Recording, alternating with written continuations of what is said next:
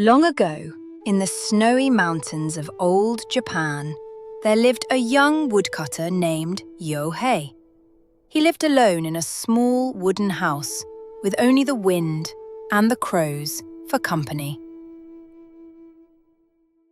One bitter winter afternoon, as the snow fell thick and silent, Wove was returning home through the forest, his arms heavy with firewood.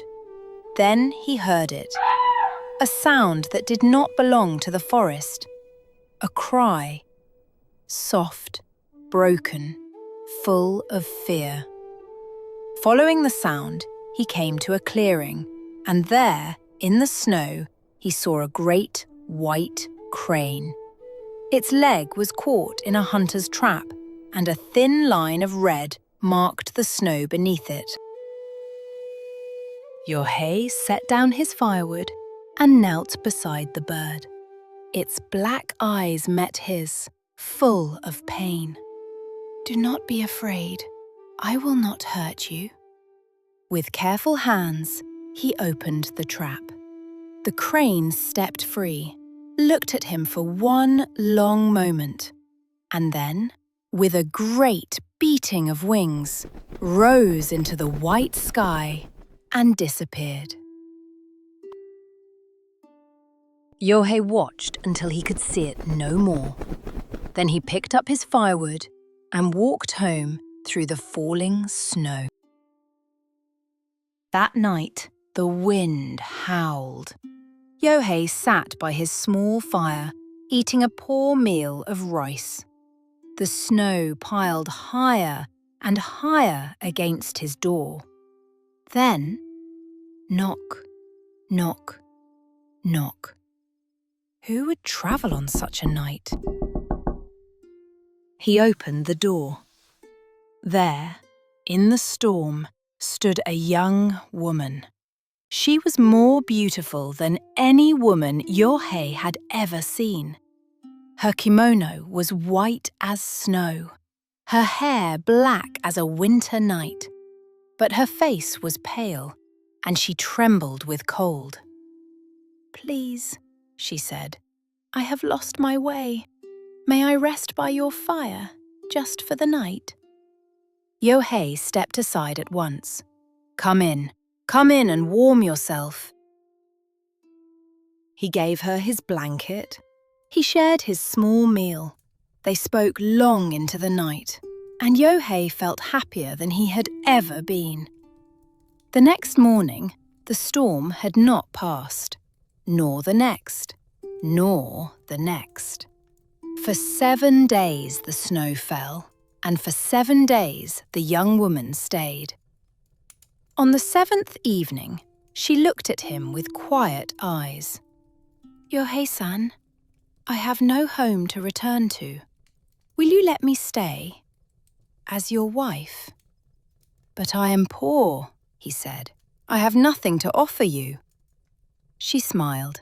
"You have a kind heart. That is more than enough." And so they were married. His wife, she called herself Tsuru, was gentle and clever and full of quiet laughter. She kept their small house warm. She made even their poorest meals taste like a feast. But winter was long. Their rice grew low. Wove began to worry. One evening, Tsuru said, "Husband, I know how to weave. Let me weave a cloth we may sell at the market.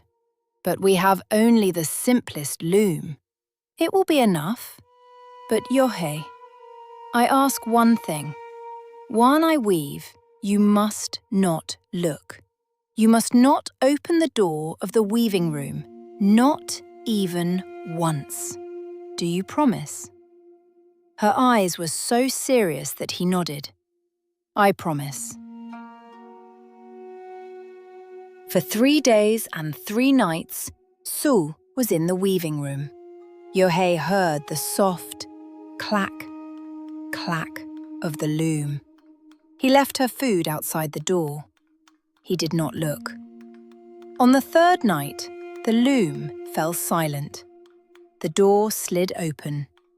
Sue came out, pale and thin and tired, but in her arms she held a cloth. Yohei gasped. He had never seen anything so beautiful. It shimmered like moonlight on snow, light as a breath, soft as a cloud, woven through with patterns that seemed to move when you looked at them. Yohei carried the cloth to the market in the nearest town. The merchants crowded around. They had never seen its like.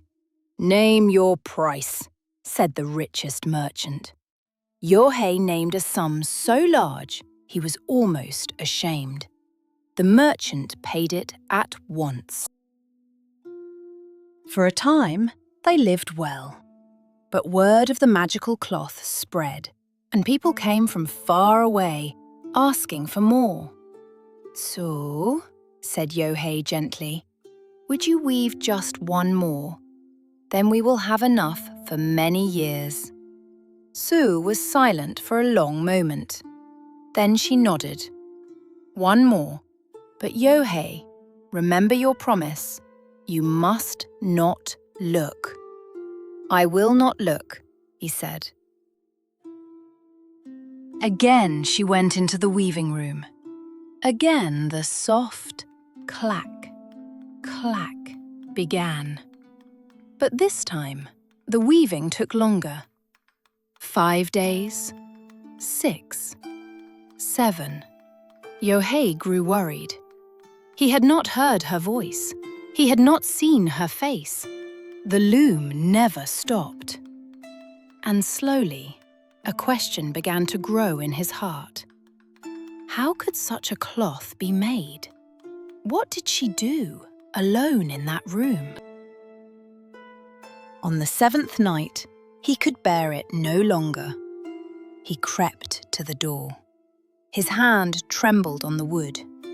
He told himself he would only look for a moment, only to make sure she was well.